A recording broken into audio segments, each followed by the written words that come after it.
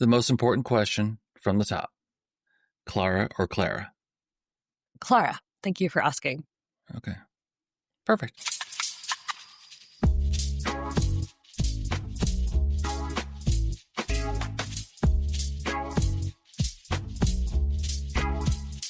The primary reason that I do it is to make sure that I talk with people more often because I don't get a lot of foot traffic through my house, thankfully. Yeah, so here we are. Here we are. Lovely to meet you. Is this, yeah, likewise. Is there anything, like, do you do this kind of thing often or? I wouldn't say often. I've done it a few times. I've actually used Riverside once before for another one of these. So, but yeah, still getting my bearings on how to talk to people with unscripted interviews, despite my profession, where I often ask questions Right. in unscripted interviews. So Exactly. This is. See, you've hit on it right there. It's one of the things that, I mean, and this is my perspective, so they aren't really doing anything wrong, but whatever, I'll set that aside. These idiots, no, I'm kidding. Like people who follow a discussion guide literally, and not even just a lack of follow-ups, but just like, I've asked question 1. Yes, I have asked question 1. Okay, moving on to question 2, forgetting that they're talking often to another human and that those conversations can go many different ways, and sometimes that's really okay. So that's kind of the vibe that I hope to engender with these conversations. As I like to say, these are conversations that just happen to be recorded. But is there anything that's been on your mind of late that you want to make sure we talk about? Specifically within the UX world, I don't know. I mean, I think one topic it doesn't have to be. It doesn't have to be. I mean, there's lots of things to discuss in the world, many of which are not great. But no, I mean, I think one thing that is very much a pertinent topic right now is what is hype and like what is here to stay. And pretty much every day that has come up, both in work and in personal life with respect to AI. So we can talk about that, but I'm also happy not to talk about that, given that I talk about it every day. So wherever you want to start. Yeah. Oh, we started already. So I like that. I like the hype versus what's here to stay. And even setting aside AI for a moment or forever, whichever. I feel like I am always living in this world, perhaps peripherally, of it's like 93% hype all the time. And the things that are here to stay, it's not like they're not there. It's just we don't talk about them. And this is a feeling statement so far where I'm trying to wend my way toward an example, because that's how the human brain works. I agree. Mine does. Yeah. But like, I'm going to have to start broad here, but just basic fundamentals of how to do research, how to do design, I think often get so eclipsed by tools, conversations, and whatever the most exciting thing is being pushed by the most exciting tooling company. And I just find, like, I think I just don't care. Maybe that's the problem. I just don't get excited about those things, you know? So. Yeah, I get that. I mean, I think for me, like, I've been working in and around AI for almost 10 years now. And obviously AI and what it is and how it's applied has changed quite a bit. I'm also not I'm not a data scientist. I don't have a PhD in like machine learning or anything like that. So what I understand about AI is more surface level cognitive science and also how people feel about it and how it can be deployed as a tool rather than like how it actually works. So maybe not the best person to have an opinion on this, but I think that there's a lot of, with AI and also with other things, I think that we get set in these situations where there's a lot of excitement about a new technology or a new tool. And it's like, okay, where can we apply it? How can we use it? Right. How can it change everything? And I think that's actually a great prompt. Like sometimes if you're running a like design thinking workshop, you might have something like that. If we have this concept, what could we do with it? Um, Mm. but I think that there's sometimes this expectation that because it exists, it will be useful when really we just have to see how it plays out. Um, I think that like I've come across a lot of situations where AI specifically has been really helpful to me, or at least I could see how it would be useful to me. I've also come across a lot of Uh, situations where it's created like more work for me, or I've done research on tools or on processes where AI has not been super helpful. Like it has the capacity to be, but the way it has been implemented or the way it's being used is creating more work for the end user. I think the other thing, as you're saying, is like there's a lot of focus, and again, this goes beyond AI, but I think when I talk to people who want to move into UX, a lot of them are like, well, what tool should I learn? What tool should I use? yeah. And on one hand, I want to say tools don't matter. Like, you just learn the concepts. On the other hand, I think there probably are expectations that if you walk into a certain job, like you will need to use certain things, and ideally, you know how to use them to some degree when you come in the door the first time. But tools are always changing, and the way that they're deployed, prioritized, integrated with one another also is always changing. So I think that many things would be more interesting if we thought about what could we do rather than like what am I using to do this thing, if that makes any sense. Yeah. I mean,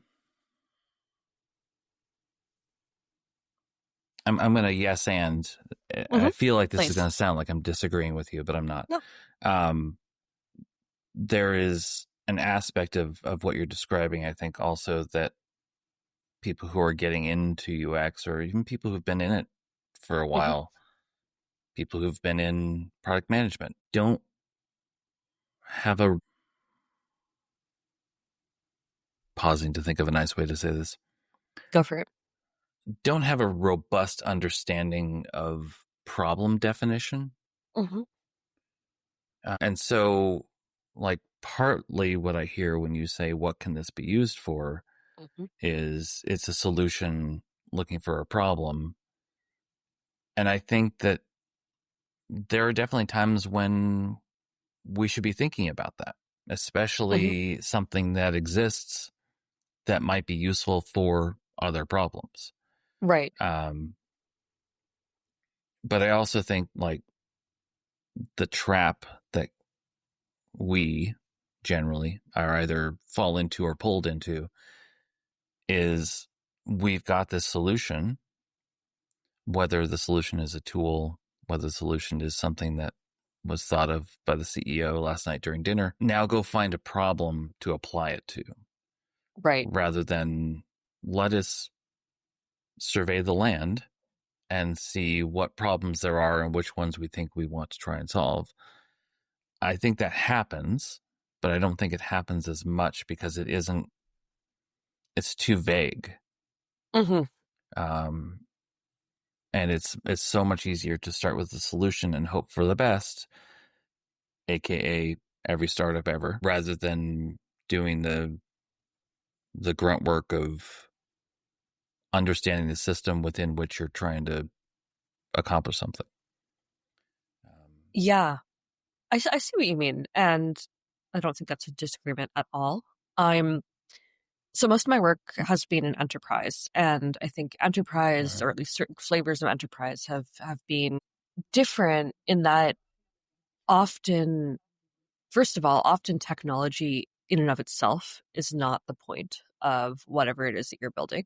Like my first job was in healthcare UX, and Uh-huh. we we were a health tech company, but the idea was there are things in the practice of medicine, and particularly things like medication management or patient charts or even scheduling appointments, things like that, that are complicated and probably unnecessarily so. What could we do with technology? And at that Hmm. point, it was, you know, digitizing lots of stuff, basically. What could we do that would relieve the burden on the people who are actually trying to practice medicine or work with patients or whatever? And I think the critical thing there was that a lot of the people who were involved in defining the problems were the people who had been doing the work and could say, this is frustrating Yeah. to me. And I mean, and this is like user research at its core. But I think that Right.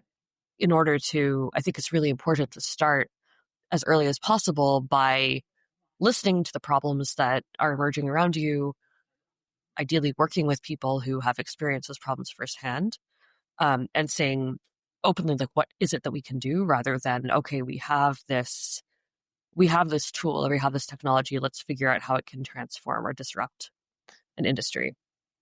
And I actually think that there was some point in the last 10 years when the word, maybe the word disrupt started to wane. I feel like it was everywhere for a while. And then people were like, okay, let's stop disrupting things and let's figure out what we're actually trying to do and go to the experts, or at least like recognize that you can have you can have natural evolution rather than like having to blow everything up. But I do feel like sometimes in the AI world we're starting to see that again. Like AI is fundamentally changing everything.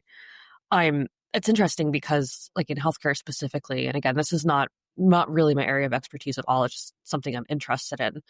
Um, there's been, I think, early on when we had our maybe first wave of the post 2010 AI revolution, there was a lot of discussion about how AI could be really helpful in medicine. For example, in cancer detection by looking at scans and working with radiologists or pathologists who are normally looking at this information manually. So what could Hmm. AI discover that might help? And I mean, there was a lot of interesting work that showed that at least some of the time AI could be really effective in these spaces. But in like casual conversations I've had with medical practitioners, like not even part of my work, just talking to doctors or reading stuff, I think absolutely like there are places where AI is still able to do amazing things, but sort of going back to what we were saying earlier, sometimes it's creating more work. There are a lot of false positives that need to be followed up on, or there's this notion that, well, like AI is better than all of us, so therefore if it finds something we have to take it seriously. And Right. how do you level that against like someone's expertise? I think another maybe less AI focused example is years ago, I think around the time I started working in tech, and healthcare tech, there was some kind of, I don't know what the right word is, but basically problem that had arisen among a number of health tech companies where when you had patient charts and you were trying to prescribe a patient medication, you would get these warnings that would say patient's allergic to this or there's a contraindication with something else that they're taking. And that was obviously really critical. But all of these warnings were weighted equally and were treated equally visually. Mm-hmm. And Yeah. turns out that a lot of the time, clinical expertise says, well, you don't actually need to worry about this, either because the benefit of taking this outweighs any potential risk, or the patient's potential reaction is so minor that like if it happens, we'll deal with it. But really, there's it's not going to happen. And like legally, this just needs to be here. So then you have alert fatigue, where people just start learning to like X out of stuff or swipe past things, and then sometimes there's actually a big issue. So I think sometimes we're coming back around to that as well, where like we have access to these amazing data analysis tools or these amazing synthesis tools, um, that really need to partner with people who have that level of clinical or whatever their domain is expertise. And I think there's a reckoning that like needs to be had in a number of industries about what that partnership really should look like, um, and where AI can do a lot and where it needs to be more of an assistant. Hmm. Yeah. Yeah. Well, I think, partly what you just described, especially with the alert messages, is a design problem.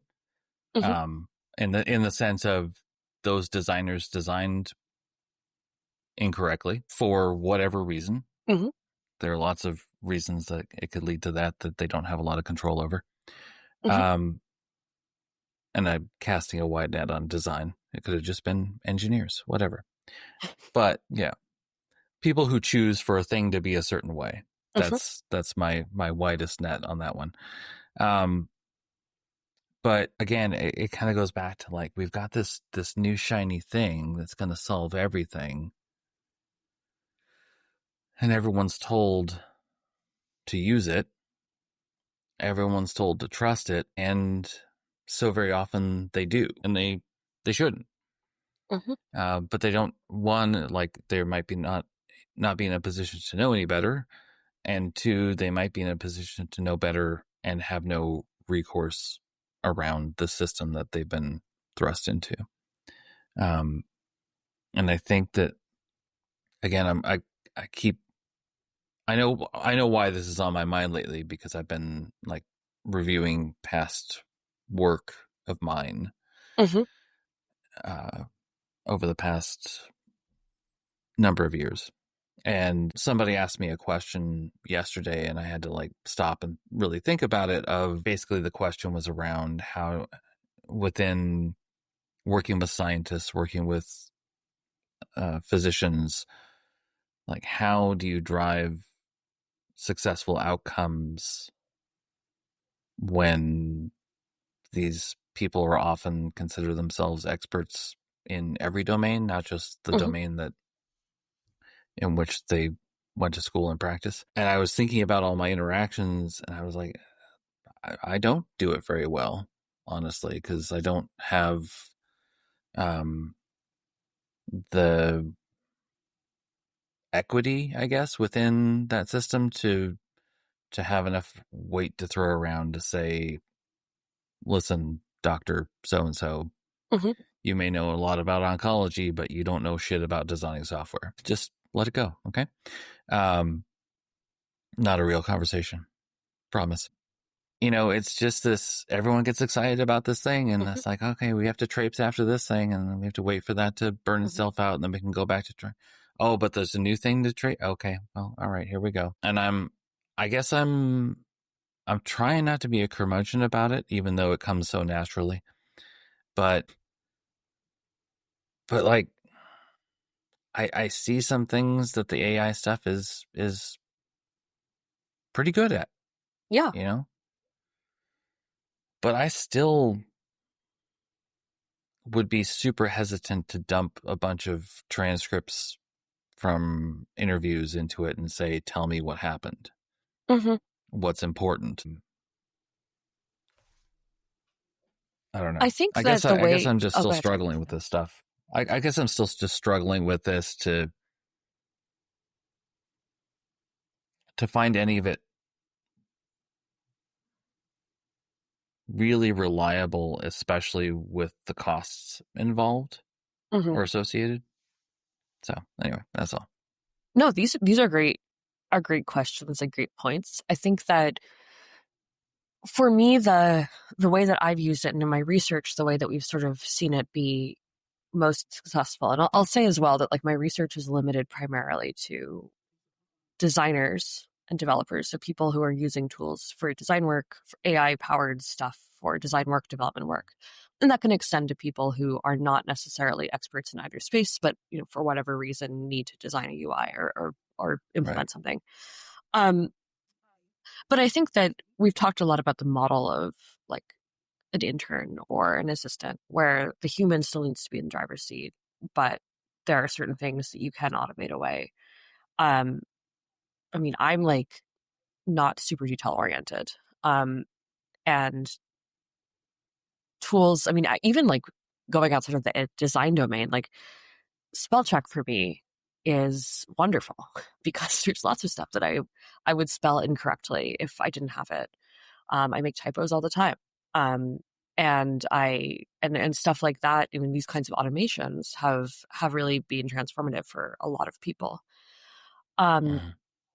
I think lots of instances of autocomplete have been really helpful too. I think there's also all these open questions about like what is it doing to memory? What is it doing to how we make decisions and think about things? And that's a study that I want to read someday. But I think in general, like there is so much out there that we could be paying attention to, and automation, whether it's AI or some other form of automation, can absolutely make that easier for us. But I think you're right in that if you don't know you don't know where it is making a mistake, then then you're often like possibly accepting something that might not be right. Um, Yeah. I've had when experimenting with various things, I've had situations where I've asked some tool to help me with like a statistical thing, or like I've used some like LLM to like help me with some statistical thing that I don't know anything about. And it gives me this answer, and it's great because it breaks it down for me in a way that is much more accessible than say like reading the Wikipedia article about it or tracking down a statistics textbook that like my partner used in grad school or something like that. Right. Um, Yeah. but I don't know. I don't know. I don't know enough to say, is this actually the right explanation? And then you either accept it and maybe it's inconsequential because you're just reading it because you're curious. But if you actually like need to go and then do a bunch of analyses based on what has been explained to you by AI, and it turns out that the explanation wasn't quite right, then you have to figure that out sooner or later. So, I mean, I think Yeah. a lot of this, it almost makes me think back to when I was in high school. Um, Wikipedia became quite prevalent. And I remember a lot of discussion about like, should the kids be using Wikipedia? Because I was lucky enough to go to a high school that placed a lot of emphasis on understanding the difference between primary and secondary sources and sort of how to evaluate the credibility of a source, cross-checking things to make sure that like you're citing things that are reasonably well agreed upon. And then you have Hmm. Wikipedia, which was like this amazing communal encyclopedia, but also especially this was like the mid-aughts, especially in those days, like how much quality control was really there. People could go and put whatever they wanted. And I don't actually remember what the consensus was. It was probably like, don't use Wikipedia, but then people did anyway.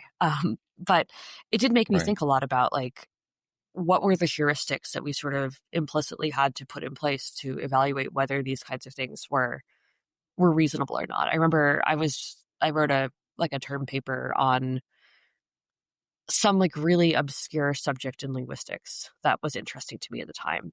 And I I think I figured as like a 14-year-old that whoever put that stuff into Wikipedia was probably not making things up, because that was like a big waste of time for a very creative Yeah. person.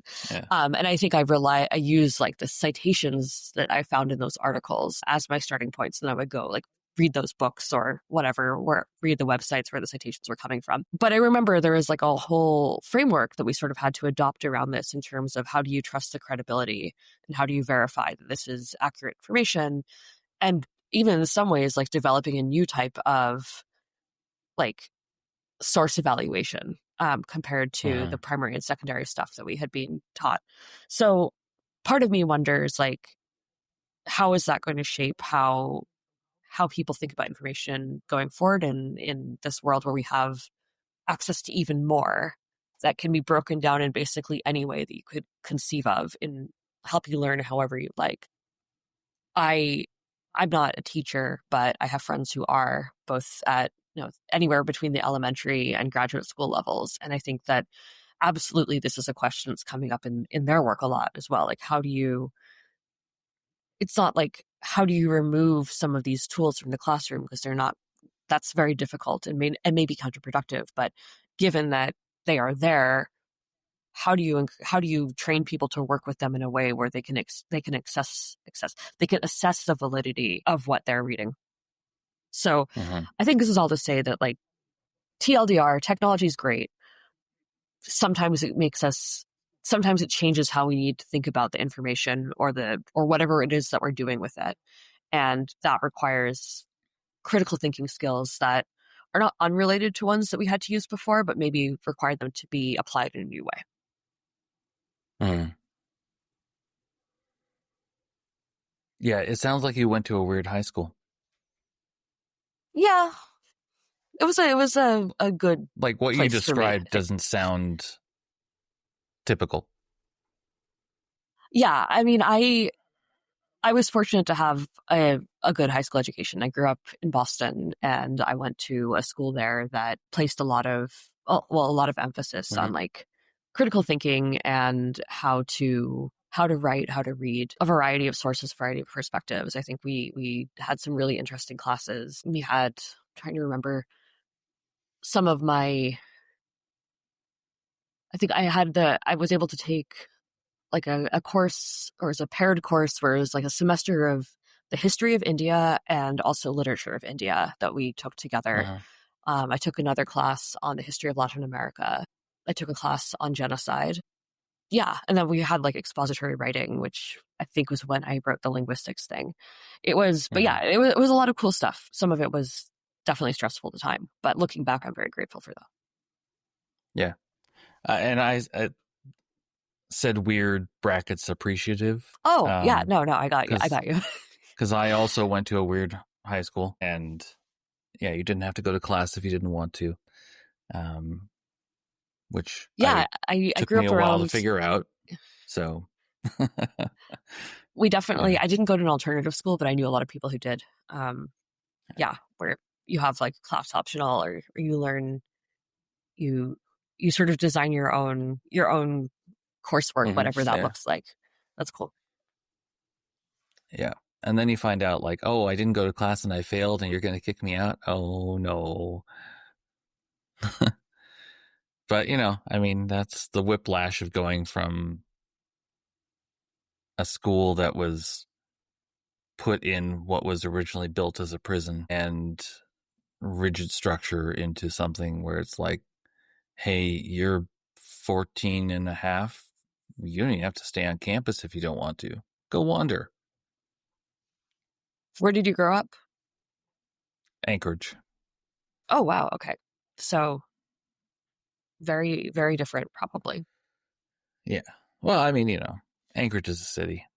Yeah. It's surrounded by Alaska, and a little bit of Alaska runs through it, but it's a city. Anyway, I got distracted there. No, ADHD.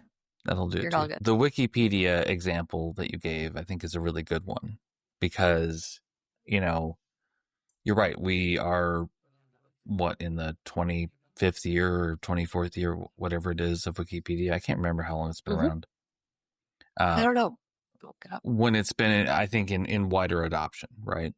Hmm. And and I do recall at the time lots of conversations around, like, can you really trust what you're reading online? And now it's Hmm. kind of like, for the most part, I feel like you go to Wikipedia and what you're reading is probably the truth or Hmm. probably close enough.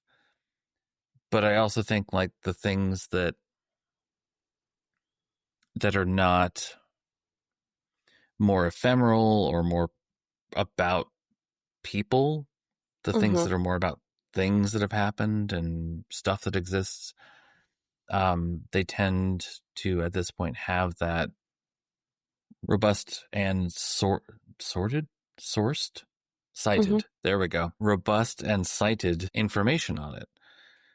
And now we've got something that is, conversational Wikipedia. And it's like, sometimes, like, if you ask it, it'll tell you where it gets the information Hmm. from. And sometimes those places don't exist. But I think, knowing humans, Hmm. um, we tend toward the, I just need to get this done because I have so many Hmm. expectations of me and I need to get through my day, and I'm not going to ask any questions. Just give me the thing. And that's the part about this that, to your point about heuristics, about like how we understand this stuff, and a collective agreement about,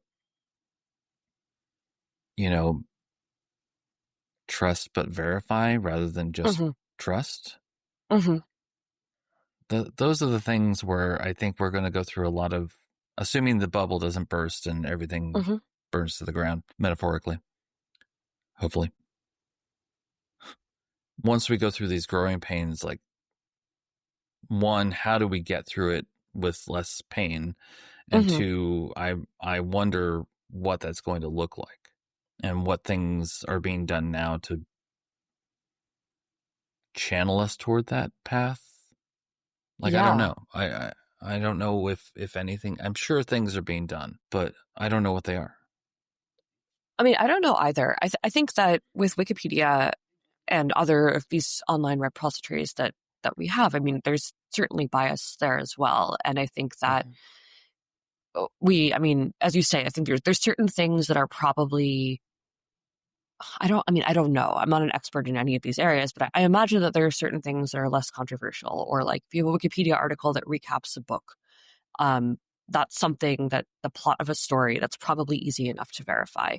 However, if you have an interpretation of themes, then that's where it becomes a lot more subjective. And I don't Mm-hmm. know like who wins out there. If you have multiple people who are proposing multiple interpretations, do you put them all there? Do some of them win over? What are the internal dynamics of how editing works? I actually have a coworker who I believe worked on some of this stuff for Wikipedia at one point. So maybe I should ask. Maybe you should have him on the show and ask him about it. But I mean, I Explain think these yourself. No. yeah, I mean, no, but I think like a lot of the dynamics of these collective online collaborative communities are really interesting, and there definitely have been studies that I've read over the years of like where does bias emerge, and how are they self-regulated if at all. Um, I so as I mentioned, I have several people in my life who are educators, and they're one of the questions is I think the dialogue has gone, in some cases anyway, from do we let AI into the classroom to AI is going to be in the classroom in one form or another. How do we help people take accountability? So, like one among my friends who teach at the high school and college level, I think one thing that's come up a lot is if you write a paper with, say, ChatGPT, what when is that okay, and how do you disclose it? And what are you responsible for? And I mean, I think the general sentiment seems to be that if you are responsible for whatever you turn in, and you need to take credit. You need to give credit where credit is due. That includes Right. any sources you cite. That also includes any robot co-writers. How well that's working, I'm not sure, but I do think that there, as you say, like as with anything, you're entering into a partnership with another resource when you use these tools and you ask them or you ask them for information. So you need to decide how much are you trusting it. I don't know. I mean, I'm not a parent, so I don't have children in school right now or anything, but I don't know what discourse around like credibility of sources looks like in schools today. I mean, I'm sure there are schools that do teach that, Uh-huh. and ask students to evaluate different kinds of sources and read a variety and that kind of stuff. But we also, I mean, compared to when I was in high school, like we had videos and we had YouTube and to a degree, and we had all this stuff, but you didn't have the filter of information. Social media was still relatively nascent at that time, so you you couldn't just go online and sort of like effectively see whatever it is that you wanted to see. You could find someone espousing basically any opinion that you want. We didn't have that then, at least as readily available. Surely those things existed in some form somewhere, but it wasn't like you could just go online and find it instantly. So I think there's also like, no, how do you balance like I guess what I would say is like I'm interested in how people are treating the question of like what is a credible source and how has that changed in a world where source material might look very different than how it was when we were in high school. Right. Yeah. Maybe I should go back to school and try to study this. I don't know. Well, I mean, right, because like these days the source could be a co-authored article between a person and an AI, and that is Right. being cited as a source for something else. And it's, yeah, and not even, not even getting into the whole, the bias inherent in the system that pick your system Right. and hope to understand what the bias is. Yeah, I mean, so as part of the work that I guess this is sort of part of my job. One of the things that I do in and around UX is sometimes I review papers for conferences, and this is true both for industry conferences and occasionally for academic conferences. When you do these kinds of reviews, particularly in academia, there are rubrics, and I think Mhm. ideally, I'm sure this doesn't work out always, but ideally, you're reviewing papers about things that you know quite a bit about, and you are often familiar with the literature that's being cited or referenced. And I think that, that's something when I've talked to other people who are also doing these kinds of reviews, that's something that's come up quite a bit where it's like, we're hoping and expecting that everybody is being honest and ethical here. And like anything that's cited is real. But as you said earlier, sometimes hallucinations happen and people may have a paper in there. I mean, I know of a couple of stories that were circulating online where researchers were reviewing papers or reading papers, and they found themselves cited in these papers with articles that they hadn't written. So it's like, again, it goes Yeah. back to that thing where it's like, if you know enough about a topic to be able to determine whether like what is being generated or said or whatever is real, then that's good. But Mhm. kind of the whole point of a lot of this is that people who are not experts in these spaces can learn about them, and they don't have that same level of discerning expertise. So that's why I think that's why I think this is so important. I don't know what the solution is, but it's something that like I Yeah. definitely feel very strongly about. Well, I think it's a great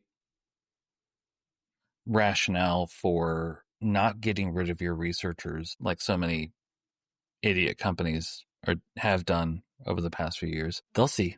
They'll see. Yeah, I'm definitely on the side of, I'll put an asterisk after this word. I'm pro democratization of research. Mm-hmm. Asterisks. Um, in the sense that I do think that people should be able to, and just UX in general, should be able to Mm-hmm. design things, should be able to ask questions of customers, and ideally they have researchers who are trained and they can rely on to ask those questions of the right people, the right Mm-hmm. way, the right time. And again, like, we've got this new tool's going to solve everything, so we don't need these people. And it's just it's the same pattern over and over and over again. And then some level of stability is found, and then it's disrupted again. Every time I Yeah. talk with somebody about this, it's just like, I, people, people talking to each other. Mm-hmm. We can figure this stuff out. And maybe I should just limit everybody to pen and paper, and that's all you get when I'm in charge of the universe. I also believe in research democratization. I'll also caveat that in that, like, I think there's a difference between bringing people into the process and sort of considering all different kinds of interactions as types of research versus just like encouraging everybody to go rogue and do whatever they want. I Yeah. think that Yeah. my journey into UX is a little I wouldn't say it's unusual, but I think that it's been unusual in some of the contexts where I've worked. I have a background in cognitive science, so I learned a lot about like formal scientific method and everything from like collect the care and keeping of data and doing research with human subjects, consent Mm-hmm. forms. I had a lot of back and forth when I was an undergrad with our IRB and like how to make sure that you're always following protocol. And I remember the first time that I ran a research study at the first UX internship I had, I was like appalled because they were talking to 5 people. I was like, that's not statistically significant. What are you doing? And then of course I eventually Yeah. I learned that there are asterisks there as well. But I think at that particular job, sort of two things that really stuck out to me were, first, like, there were people who went to school for UX. And again, I was right out of college, or it was first interning, and then after I graduated, I went back there full time. And I didn't have a lot of prior exposure to UX as a discipline. It was sort of like I was studying cognitive science and then I burnt out and I was like, I don't want to go to grad school. So what else am I going to do? And there was like an 18-month window where you could get a junior UX position with very little relevant experience. And that happened to be when I graduated college. But I think that, so I think like I met a lot of people who had rigorous training in these things. And in some cases, Hmm. I think the training taught them like when to flex things a little bit. So like, when do you apply the rules to the T, and when do you say this isn't exactly how it should happen by the book, but like because of the context we're in, this is how we're going to modify it. The other thing that I saw, though, and again, this was the healthcare company, is I met a lot of people who had come into UX through the healthcare world. So someone on my team was actually a former nurse practitioner who had been in the weeds, like doing the stuff that our end users were doing, and felt like she didn't want to do it that way anymore, and she wanted to change it. So she went into the tech side of things to try to make the change.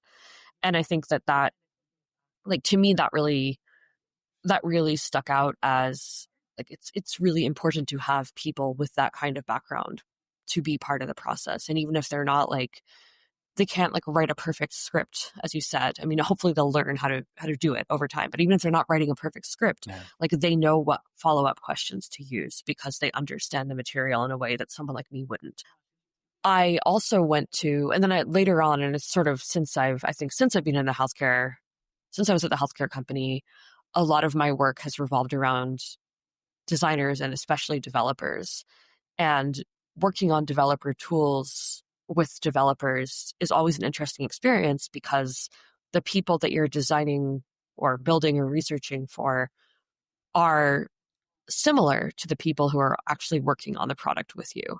So then there's like, how much do you leverage their expertise and encourage them to guide the direction of the product because like they know a lot about it and they do the Uh-huh. stuff, versus say, well, you're a developer working on a developer tool, so you likely know more about this specific thing and you have more insight into how the product works than your end user would. So you need to take a step back and like have somebody else lead the testing. And again, I think as someone who has worked in fairly technical spaces that I don't know a lot about, or at least coming Uh-huh. in, I don't know a lot about, I really have had to rely on the domain experts in all aspects of the design and research process, and have valued a lot of what they've brought in. But I think, as you say, there's like a bit of a slippery slope where it's like, how do you make sure that you're still preserving like some level of research integrity? And I think especially in a world where like you could have AI tools do a lot of it for you, like, when is that appropriate and when is that not? I think some of this also just comes back down to psychology. And as you say, humans being humans. So Uh-huh.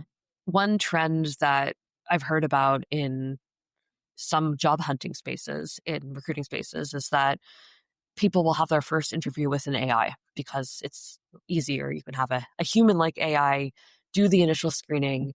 And I think a lot of the stuff I've read about it, and again, like, maybe there's lots of great press that I'm not seeing, but a lot of the stuff I've read about it um, are people like not realizing at first that they're talking to AI and then being very disconcerted when it happens to them. Maybe we'll get to a point where everybody talks to robots all the time and like it's all cool, but we're not there. And I think the human connection is still Yeah. very much a big part of how we want to relate to people, and replacing everything with AI, robots, automation, whatever you want to call it, is not. I think it's a difficult world for people to be human in across the board. Yes, like there are some people who will respond well to that and who like that. And absolutely, like there are days when I need to go do something, and I'm like, if I can just do this online and not have to talk to anybody on the phone or in person, like I'll be so happy. Yeah. But then there are days when it's like I'm having this difficult conversation, I have a lot of questions, and I really just need like human empathy there to guide me through it. And especially when those situations are more stressful or more complicated, like yes, Mhm. you need to be thinking about like who's coming to this and how might they be feeling, and is it really right to put this in an app or behind a screen or with a robot. And again, that's why you need, in part, why you need UX to help you figure that out. I'm sorry that I chuckled when you said about statistical significance. Okay. It's something that I was taught when I Mm-hmm. started, and was taught that it was, you know,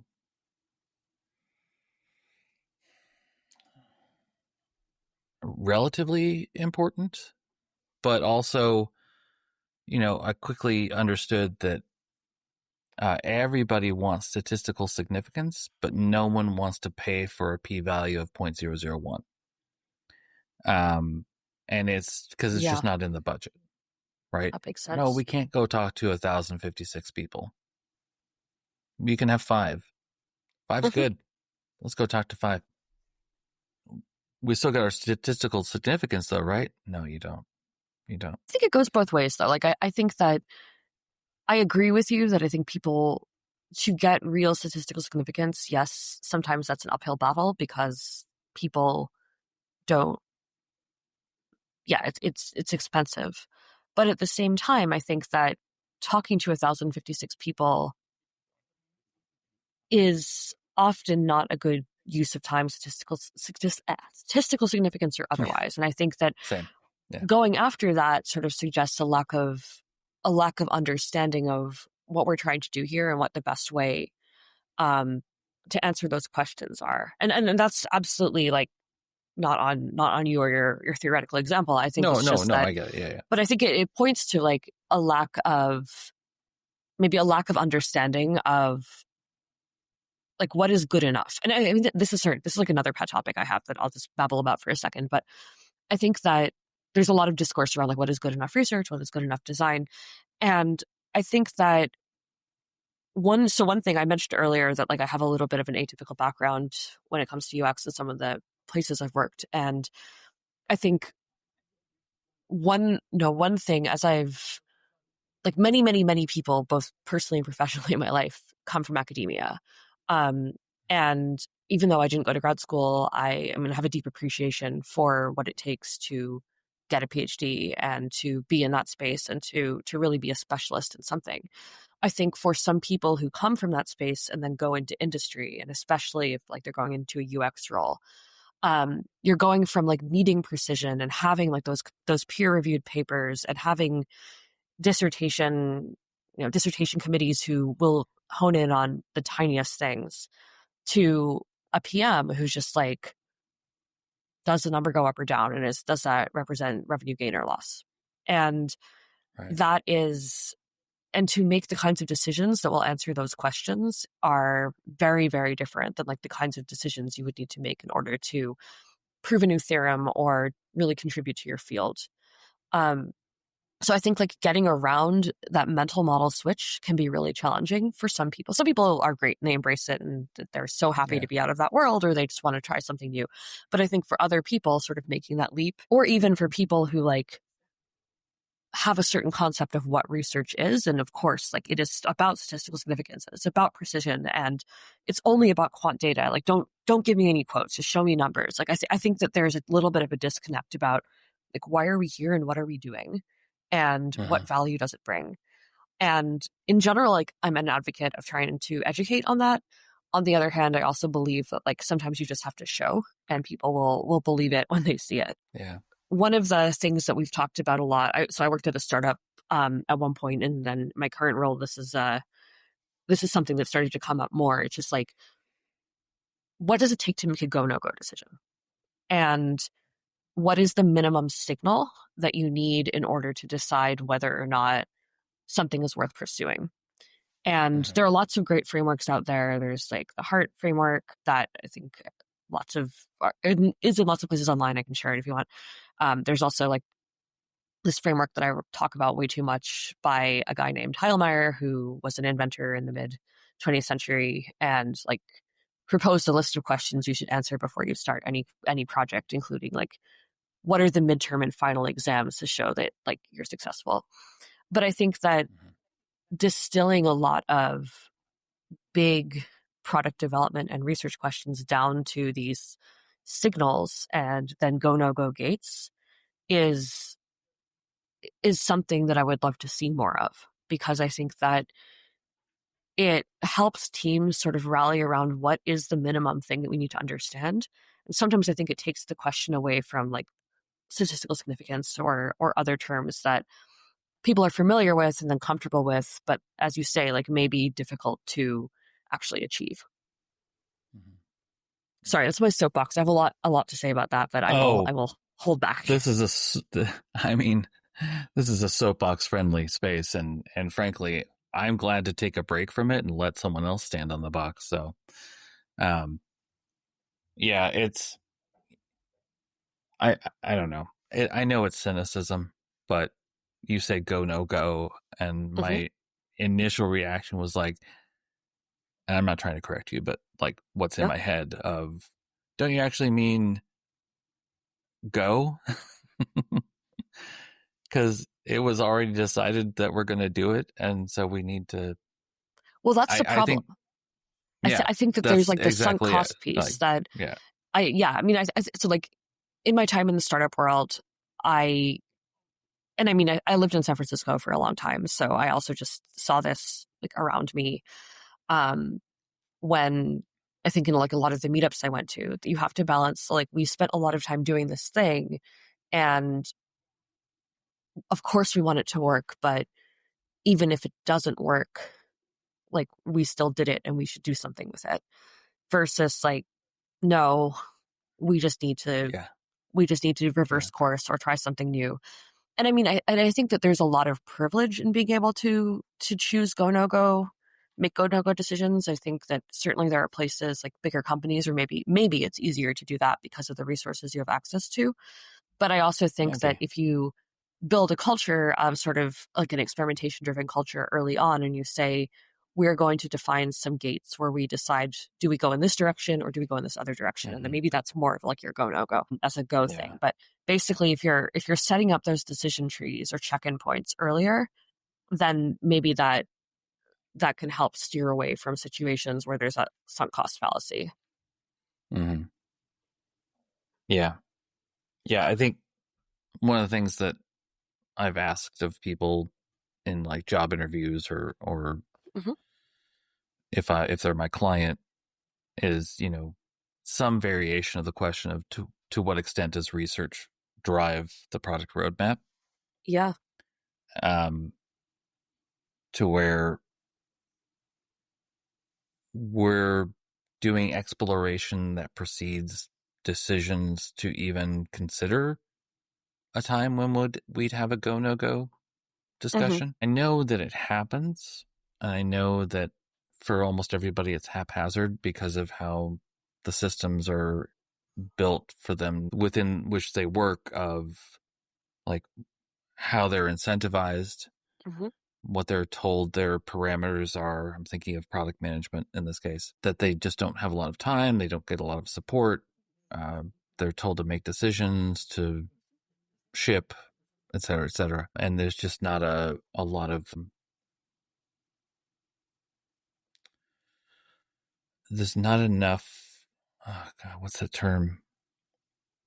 Critical critical mass? That's not quite the Hmm. right word. I don't know why I'm struggling with that one, because it's my brain. There's not enough critical mass, I'll just go with it, that to where enough people can be like, can we just pause for a moment and be Hmm. like, this is not a great way to deliver on the promises we've made. Yeah. Well, I think it's Resituate also just a little hard bit. when you're in like, I don't know, like the startup I joined was very early stage when I got there, and they actually I think had a pretty healthy appreciation for research and data. But I think that you're really, a lot of the time you're really trying to survive, and you don't have a lot of, you have to prove things to market. You have to you have to show that your investors that you're doing something, Yeah. and you maybe only have one shot. So I think that on one hand, like research might help de-risk a lot of those things. On the other hand, it can be seen as a blocker. And then, Yeah. yeah, and then you end up in these situations where you have something that may be half baked when it goes to market, and you just sort of have to live with the consequences. So Right. totally, And totally, we'll fix it later. Next yeah, spring, we'll fix it. exactly. Yeah. Yeah. I mean, it's a great time to segue to something completely different and not play, and do plus or minus seven. Good Lord.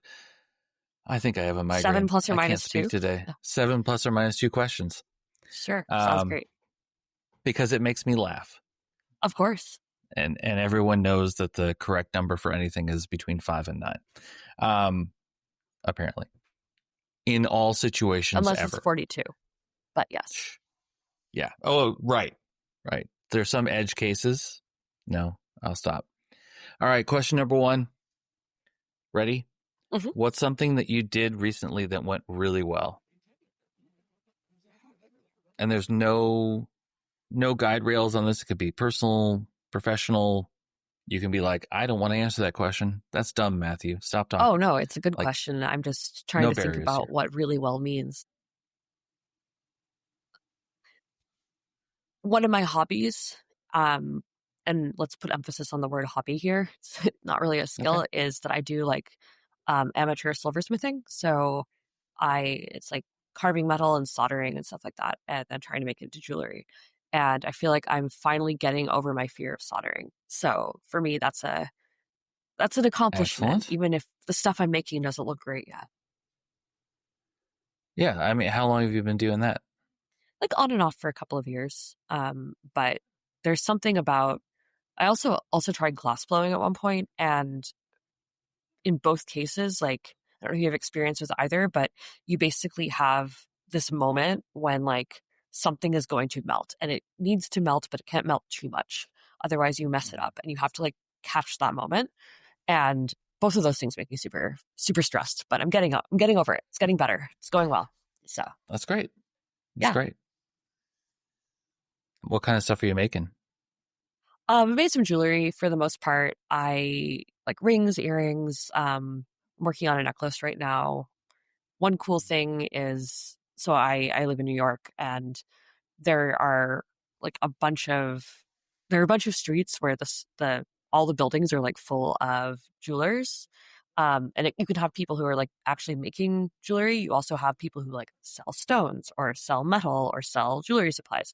So I've gotten to go to all of these places and just like learn about the proper way to cut a moonstone. Not that I'm doing that personally, but I think it's really interesting. So yeah, so I've enjoyed that a lot. That's cool. All right. Next question. Why can't we have nice things? Because humans are human and want they want other people's stuff. They want more. They don't know what nice is. But I would also challenge that and say we do have nice things, it's just that like we don't always take care of them. Okay. Yeah. I mean, some of these are trick questions. So, uh, I'll what's go ahead. next question? What's the biggest earthquake you've ever been in? Let's go literal. So I I think I have two answers. I'm in California right now, and once when I was here, I woke up at like 2:30 in the morning, and it was actually not very deep. It wasn't a very strong earthquake. It was like a 4 point something, but it was right under me. It was really shallow, and it was like right underneath my Uh, neighborhood, and everything was rattling. Nothing fell over, but like everything was rattling, and I it was 2:30 in the morning, and I just like had no idea what was going on or what to do, and my cat was freaking out. So that's pretty stressful. The other one that I experienced that was I think it was a 6. I was in Wellington, New Zealand, and that's also a fairly seismically active area. And I was on the uh-huh. ninth floor of a building, and the building started swaying because it was one of those buildings that like had been built on basically on rollers, so the foundation moves, and that was genuinely scary, even though everything was fine and there was no damage. Uh-huh. So those are my earthquake stories. Okay. So follow up. Hmm. So I don't really have like seasons of the show, not really, but like Hmm. every 6, 7, 8 episodes, I change up these questions. Hmm. And so I've been asking this question the past 5 or 6 times.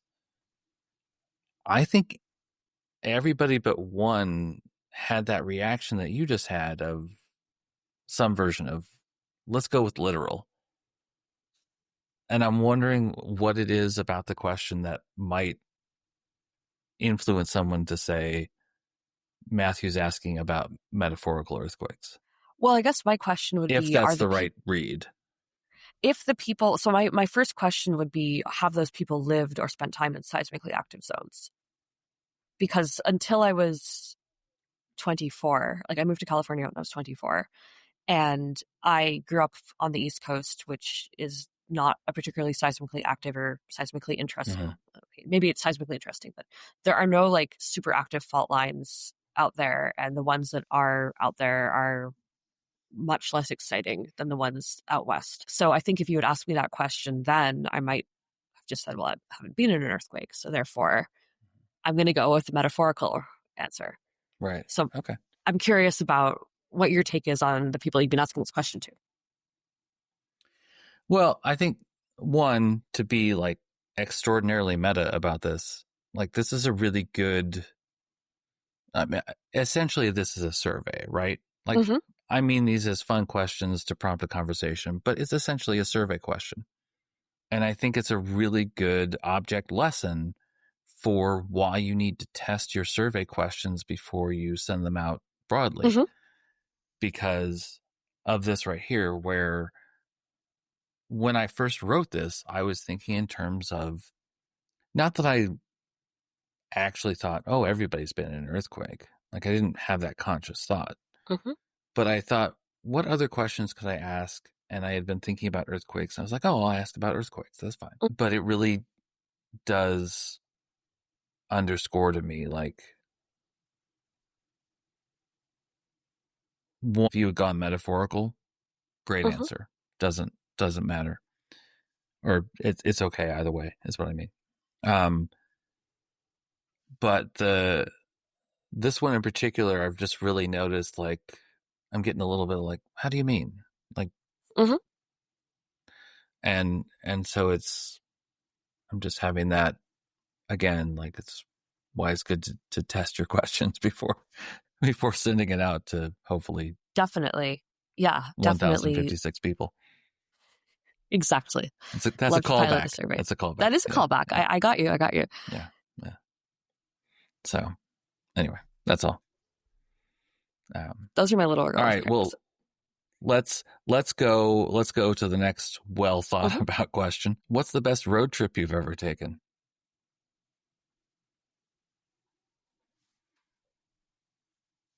So I don't have a car. So my Yes. answers are going to be a little This is why you limited. test these questions, people. He said, no, no, no, no. I mean, you could also come up with a metaphorical road No. trip, but I do have an answer. I do have an Yeah. answer. I think in like 2017, there was an eclipse that was visible from Nashville. And I had never seen an eclipse before, or never a full eclipse. I think I had seen Uh-huh. something partial when I was a child, but my partner and I decided to go see it. We were living out here in California at the time, but his parents live in the Midwest. So we went to the Midwest and then we like ended up driving from where his parents lived, like across Ohio and Kentucky and into Tennessee. And um I had never been to that part of the country, or I'd been to some places in the Midwest, but I had never been to like those specific areas before. So first of all, it was just like super interesting because there's a lot of stuff that I don't know, just like going through places where people live. And I always find that really interesting just to be able to see that up close. We did a lot of stops along the way. It wasn't actually that long of a drive, but you know, we just wanted to get up and walk around and see Yeah. things. And I think it also just like, I remember like having this really good popsicle in Louisville, Kentucky. Like it was like a cantaloupe or something. And I really enjoyed it. Another cool thing is that there is a water tower. I think it's also in Kentucky. in a town named Florence, and it says on the side Florence y'all, which like you see that when you're driving into Florence. And I just thought that was like really, really, really funny and also kind of interesting because it's certainly not Uh-huh. uncommon to see water towers with like the name of the town or something related to it. But why Right. y'all? Yeah. I looked it up. I learned that apparently it used to say Florence Mall because there's a mall there. There was a mall there, but then they needed to repaint parts of it, and they did not have the funding to repaint the word mall, so they changed it to y'all because it uses less paint.